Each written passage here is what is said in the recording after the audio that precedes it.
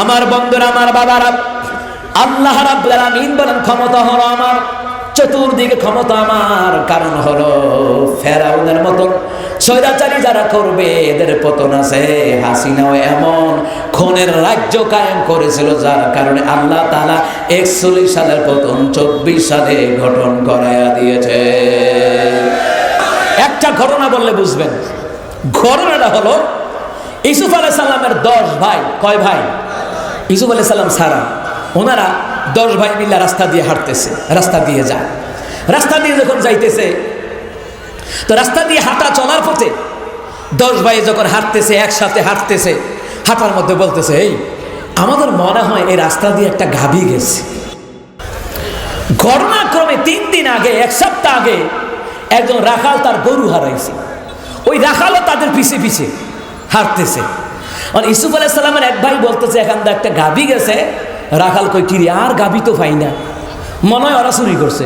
না হলে ওরা কইলো কেমনে গাভী গেছে। এখানটা ষাঁড় গরু তো যাইতে পারতো, পুরুষ গরু তো যাইতে পারতো।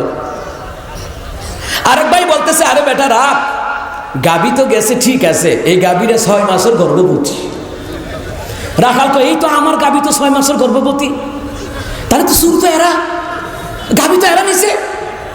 তার মধ্যে শুনতেছি ইউসুফ আলাইহিস সালামের আরেক ভাই বলতেছে, গাভীটা ঠিক আছে 6 মাসের গর্ভবতী, গাভীর একটা চোখ নাই।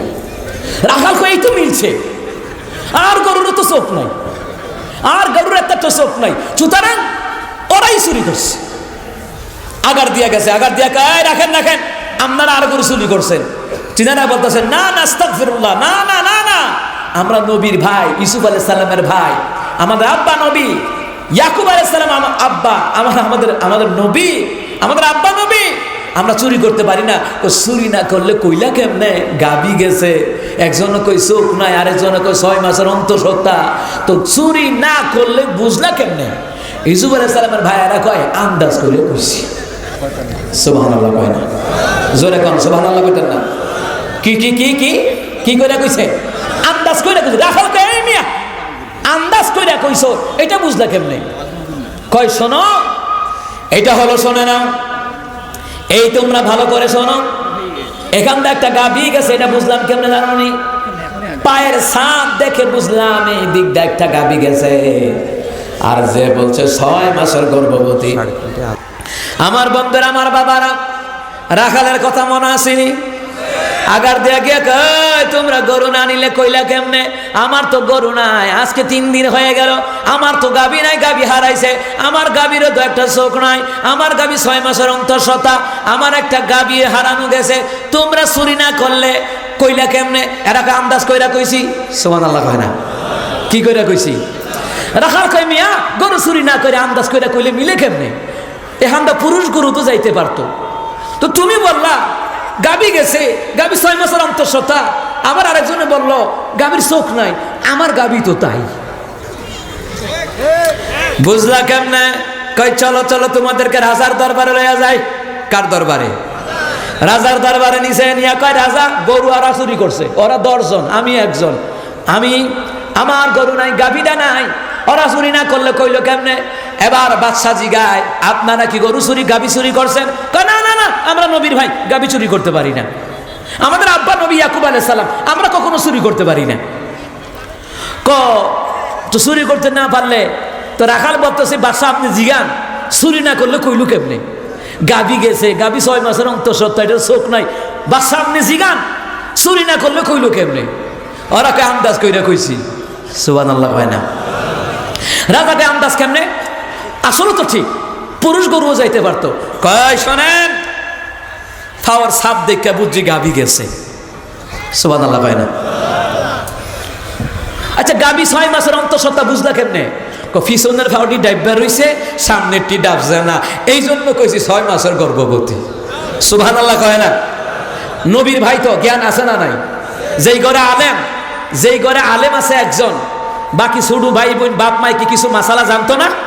কিছু জানবো তো, জানবো নি? আমার আম্মার কাছে কত মহিলারা মাসালা লাগে, আম্মা কয়ে দে, তা আম্মার জিগে আপনি শিখলেন কেমনে? কমা, আমার বড় ভূতে আলেম না, আমি তো বড় ভূত থেকে উনি আমি মুস্ত রাখছি। সুবহানাল্লাহ কন না? মুসলমান ইমামদাররা, তারপরে ইয়াকুব আলাইহিস সালামের ছেলেরা কি কয়? কয় ফাওয়ার পিছনের ফাউডি ডাবছে, সামনেরটি ডাবছে না। তখন বুঝলাম এটার হেডও বাচ্চা আছে। সুবহানাল্লাহ কইতেন না? আচ্ছা, একজনে কইছে চোখ নাই, এটা কইলে কেমনে? চোখ নাই কইছে এই জন্য একদিকের ঘাস খাইছে আর একদিকের ঘাস খাইছে না। গরুর অভ্যাস হলো দুই দিকে মুখ দেয়।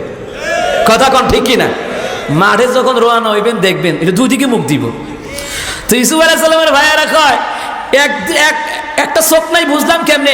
একদিকের ঘাস খেয়েছে আর একদিকের ঘাস খায় নাই, তখন বুঝলাম এটার একটা চক্ষু নাই। সুবহানাল্লাহ কইতেন না?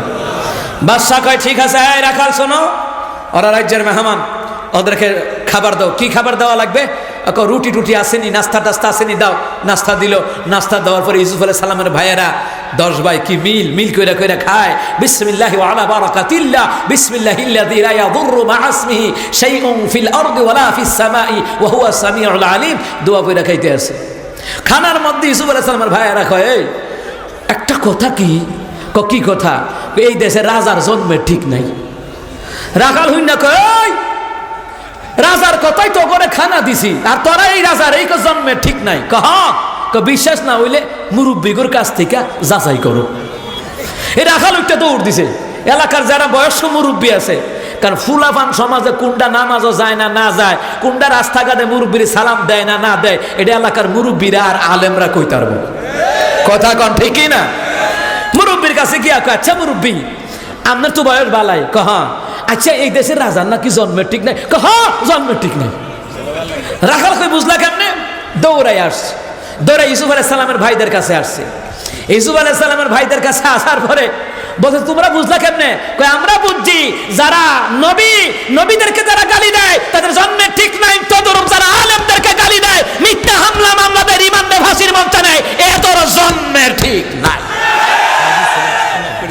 জি আমাদের আল্লামা, হ্যাঁ জি, স্লোগান দেন।